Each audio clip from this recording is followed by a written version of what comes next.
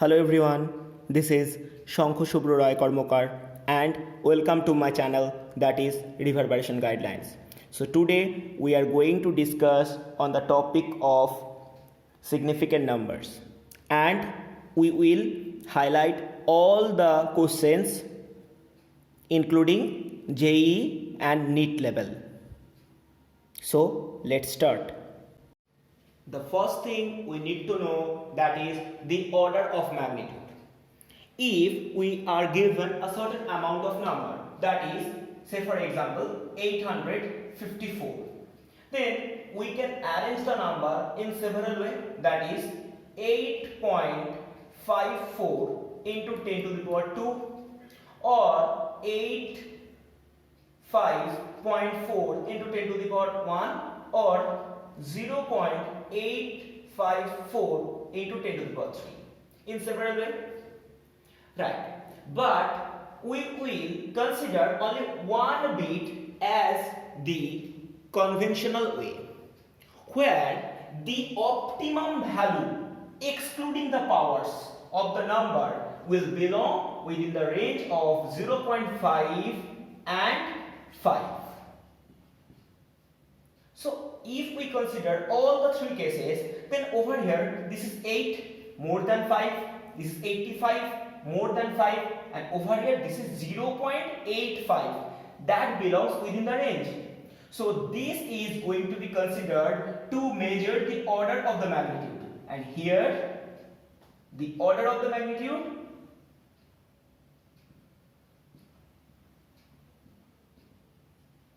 will be 3, that is the power of the 10, right? Next example. Imagine a number that is 121. So we can arrange it in such way: 2.1 into 10 to the power 1 or 1.21 into 10 to the power 2 or 0.121 into 10 to the power 3. So now if we try to measure the order of magnitude, then we need to follow up the particular value excluding the power where the number belongs within the range 0.5 to 5. So this is 12.1, this will be greater. This is 1.21, yes, this belongs within the range. So this is the actual data organization where we will get the order of magnitude, and the order of magnitude will be 2.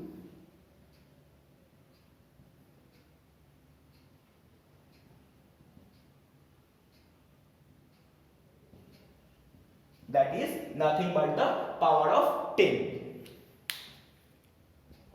Now go for the third example, that is 0.0067. Now we are going to arrange it in such a way that for the first case we are writing 0.067 into 10 to the power minus 1. For the next case we are going to write it 0.67 into 10 to the power minus 2. For the third case it can be written as 6.7 into 10 to the power minus 3.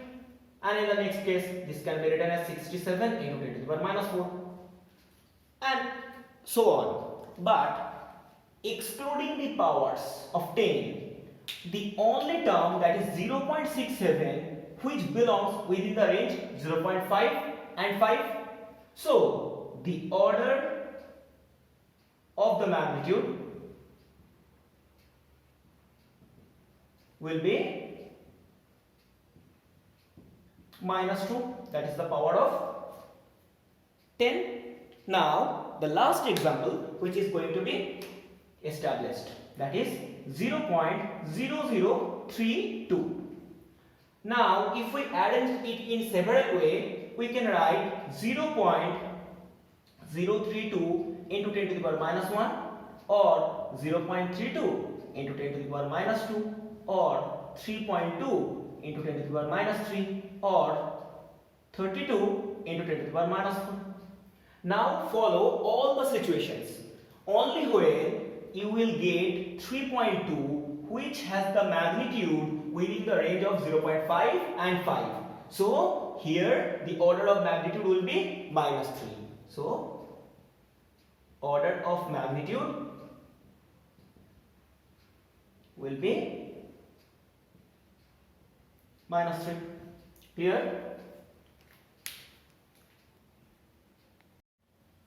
Now we are trying to know what is the importance of significant numbers. Then আমি বলবো significant number কিভাবে calculate করা হয়। Say for example, this is a scale and এই স্কেলটা centimetre division scale, অর্থাৎ এটা 1 centimetre, this is 2 centimetre, this is 3 centimetre, this is 4 centimetre, this is 5 centimetre. এখন centimetre ডিভিশনে প্রত্যেকটা সেন্টিমিটারকে আবার 10 খানা ইকুয়াল হাফ করা থাকে। আমি এই 10 খানা ইকুয়াল হাফকে সবকটা প্লটিং করিনি, আমি শুধু 2 সেন্টিমিটার থেকে 3 সেন্টিমিটারের মাঝখানে 1 সেন্টিমিটার মার্কিংটাকে ইকুয়াল 10টা হাফ করেছি। এখন তাহলে এই প্রত্যেকটা মার্কিং 1 মিলিমিটার ডিভিশনকে বোঝাচ্ছে। এখন ধর এই স্কেলের সাহায্যে আমি যদি কোনো একটা পেন্সিলের লেন্থ মেজার করতে চাই এবং ধর সেই মার্কিংটা এই দাগ that implements 2.4 centimeter and এই দাগ that is 2.5 centimeter, এই দুটো দাগে ঠিক মাঝামাঝি চলে এসেছে। তাহলে আমরা যদি এই পেন্সিলটার অ্যাকিউরেট মেজারমেন্ট বা অ্যাপ্রক্স মেজারমেন্ট জানতে চাই, তাহলে কিন্তু আমরা কখনোই বলতে পারবো না এর লেন্থ ডিরেক্টলি 2.4 বা 2.5।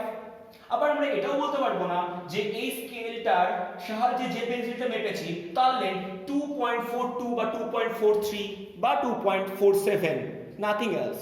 So within the help of the scale we can measure only 2 bit data, অর্থাৎ এর সাহায্যে যদি কিছু একটা লেন্থ মাপতে হয় তাহলে আমাদেরকে ডাইরেক্ট বলতে হবে either that is 2.4 or that is 2.5 centimetre. এই এক্সপেরিমেন্টে যেটা এসেছে, তাহলে এর রেসপেক্টিভে আমি অনলি 2 বিট অবধি নাম্বার ক্যালকুলেট করতে পারি, and that is the importance of significant numbers. So within the help of this scale we cannot measure 2.432 or 2.43, we can only measure 4.2 or 4.4 or 4.9, that's only, right? So it has the significant bit of 2. Now we will write some numbers and we will write the number of significant bits on that number. So here are the numbers and here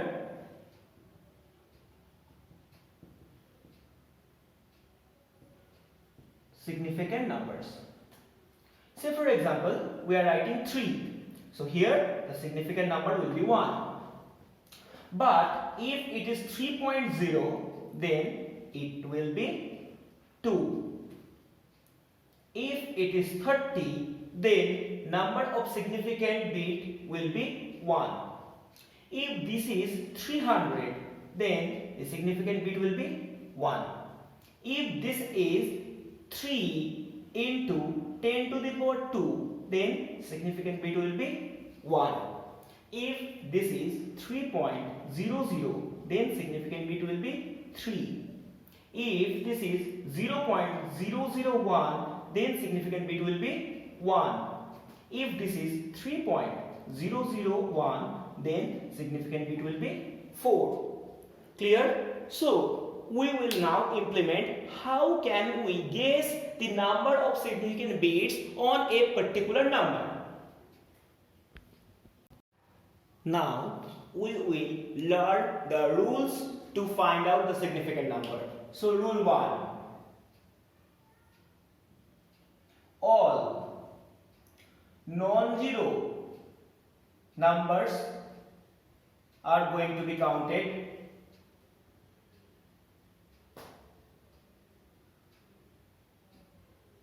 as significant number.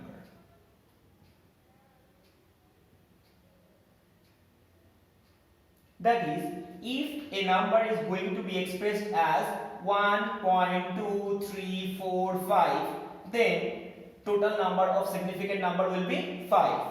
10234, then the total number will be 5. Now 1,1,1,399.9. Then the total number of significant numbers will be 1, 2, 3, 4, 5, 6, 7. So 7. Clear? Rule 2. If there is no decimal, then the zeros at the end will be eliminated. If there is no decimal point, then the zeros at the right hand terms will be eliminated.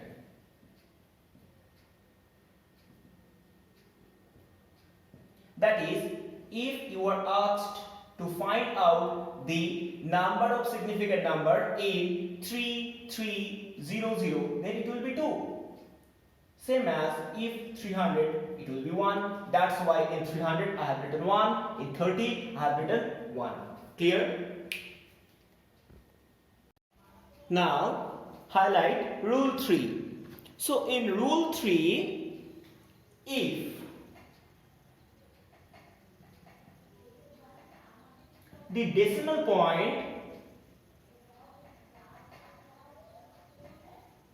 is present and the number is starting with a non-zero term, all the numbers or zeros will be counted as significant number.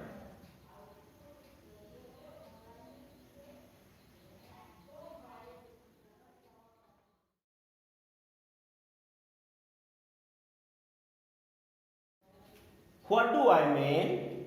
Say for an example, a number is going to be written as 3.0000. Here 4 zeros are present after point, but this is going to be followed with the help of a non-zero number. So the number of significant bit will be 5. And again 3.03000. Then these zeros are also going to be followed with the help of a non-zero number. So the total number of bit will be 1, 2, 3, 4, 5, 6. Clear? Now rule 4.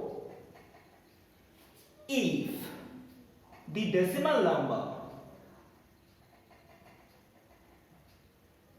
is going to be started by a 0 and after the decimal the presence of zeros will be eliminated.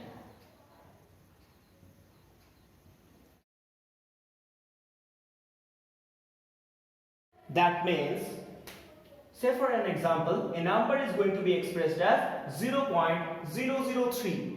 So this number has the starting of a 0 and after decimal point there are 2 zeros. So all those zeros will be eliminated. So total number of significant bit will be 1. In the same type of problem, 0.0569, then this is the decimal number is going to be started with a 0, then these 2 zeros will be eliminated. So number of significant bit will be 3. But remember, for this case, there will be the total significant bit must be 4, because after point these 0 and these 0 will be eliminated, but the last 0 is not going to be eliminated. So the total number of significant bit will be 4 in this case. Very, very careful. Clear? Now rule 5. If we change the unit, then the number of significant bits will not be changed. If the unit is changed. The significant number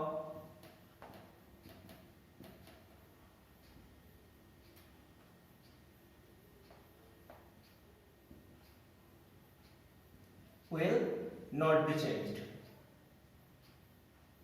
That is, if we write 5 kg and then we convert it into 5000 gram, then over here the significant bit will be 1 and it has the significant bit also 1. Clear?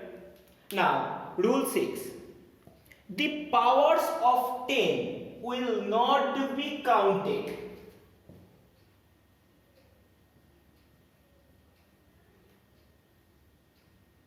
The powers of 10 will not be counted as significant bits. That is, if we write 5 into 10 to the power 3, then it has the significant bit as 1, or 5.5 into 10 to the power minus 3, then it has the significant bit of 2. Clear? We will now highlight on the process of round off. What is round off? We are explaining the total term with the help of an example.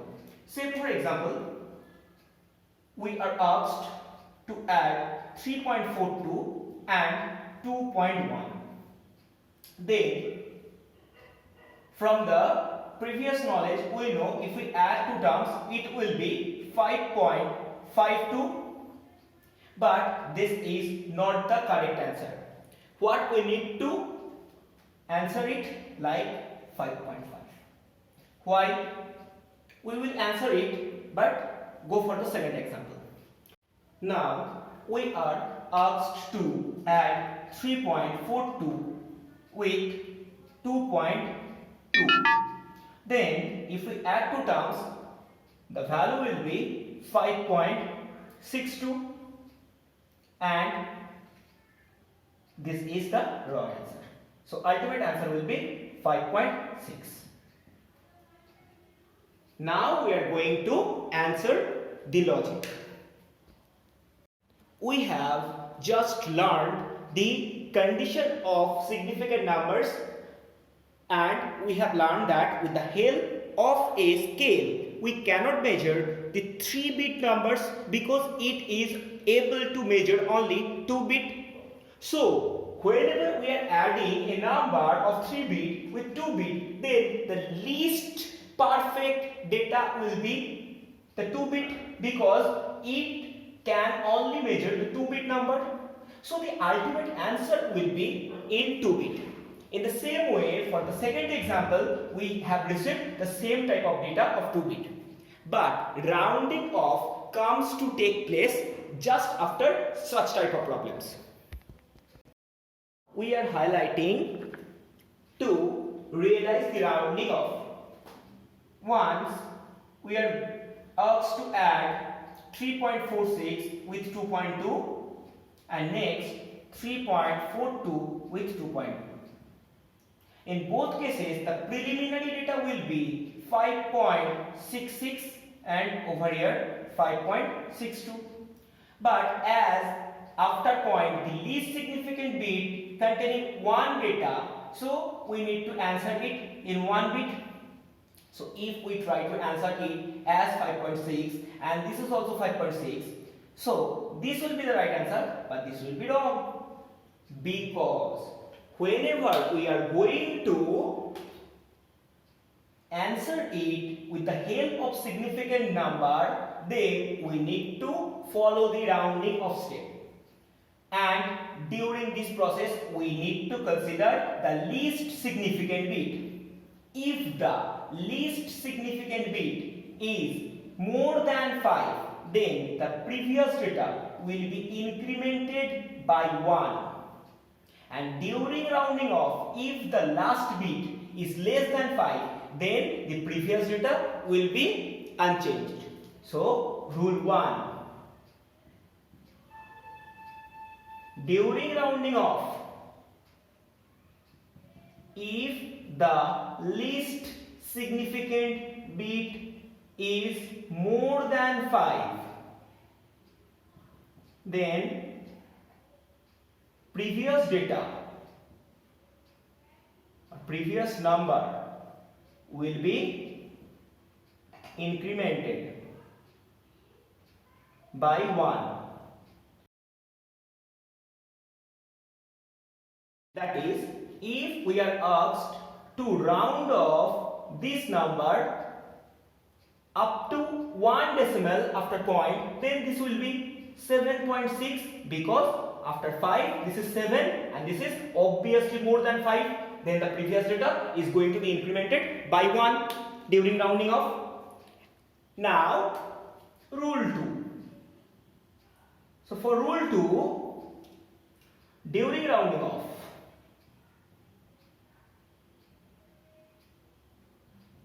if the least significant bit is less than 5,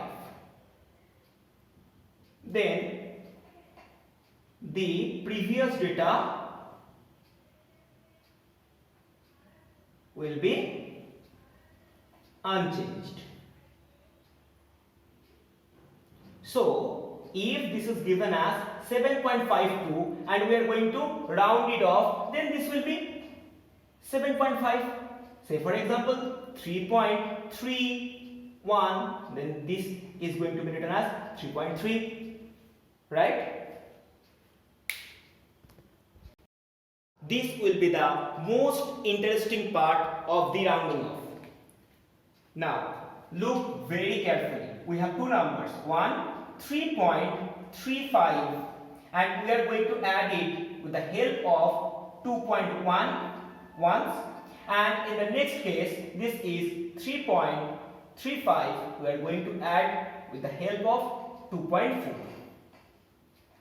So, if we add it, it will be 5.45, and in this case, this will be 5.75. But we need to answer it with the help of one number after point, because the least significant bit, that is 2.1 or 2.4, containing only one significant bit.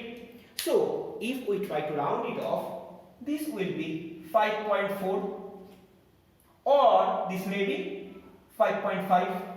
We don't know the actual answer, but we are going to answer the probable one, because the last bit is 5, so we don't know is there be any incrementation or not. And in the same case, this will be 5.7 or 5.8. So which is the right answer?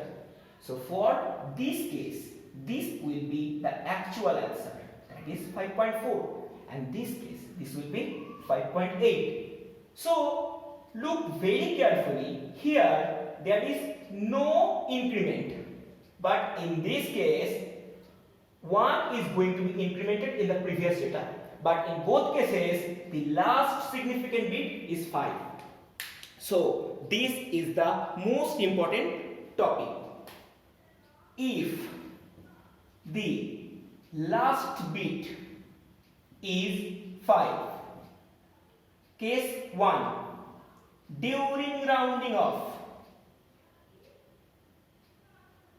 if the second last significant bit is even, then no change will take place. That is, this was 5.45. So before 5 it is an even number. That's why these can be written as 5.4. But for the next case, during rounding off, if the second last significant bit is odd, 1 will be added with it. That is the logic. This was 5.75 and this is going to be written as 5.8 as because the previous data of last significant bit, that is 5, is odd. So 7 is an odd number. That's why we are going to express it as 5.8. So it is the total theme on rounding off. Now look at the example. The length of a cube is 1.1 meter. What is the area and volume of it? So, given data that the cube has the length of 1.1 meter. So, A has been given as 1.1 meter. Now, the area of a cube is given as 6a square. So, this is going to be 6 into 1.1 square. Now, this will be the value of 6 into 1.21. Now, if we simplify this will be 6, 2, 7, right? But remember, after point, it has only one bit. So, we need to answer it with the help of one bit after point. So, when we will finalize the answer, this will be 7.3 meter square because the last bit or the last data of the total number is 6, that is more than the 5. So the previous data will be incremented by 1. As a result, this is 7.3. Now, the volume is written as a cube. So this will be 1.1 cube. That can be written as 1.331 meter cube. But we know this is going to be answered after one decimal after point. So it will be 1.3 meter cube. Because the last two significant digits have the value of less than 5. So that's why they cannot be able to increment the previous data. So ultimate value will be 1.3 meter cube. Right?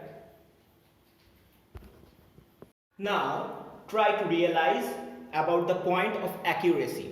So accuracy is nothing but the ability of an instrument.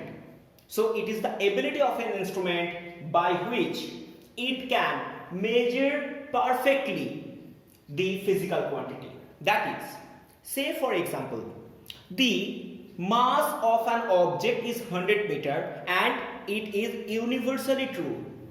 With the help of an instrument, we are getting 98 gram or 99 gram. That means this is not perfect, but it is showing the tendency of nearer to accuracy. So this is accurate, but if the value of the mass becomes 95 or 93 gram or 105 gram, then this is deviating by a lot. So that's why we cannot term that type of instrument as accurate one. Clear?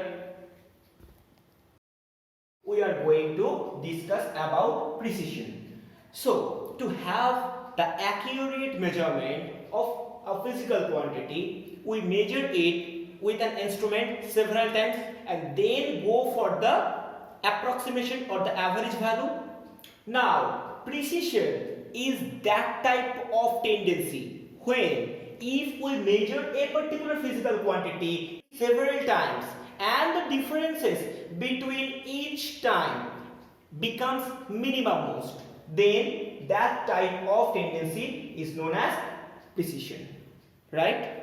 So this is the tendency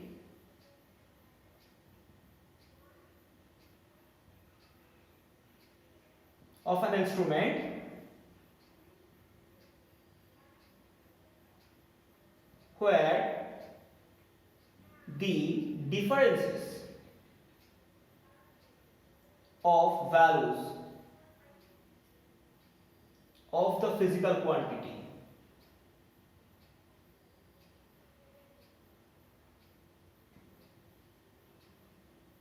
measured several times gives very small difference on a particular instrument. That is, we have measured a 100-gram object. Now, if we have measured it for 5 times and each time the values of the masses is going to be given as 99 gram, next 98 gram, next 99 gram, next 99 gram, and then 100 gram. So the differences in between each terms is very less. So we can term that the measurements is very much precise. Clear?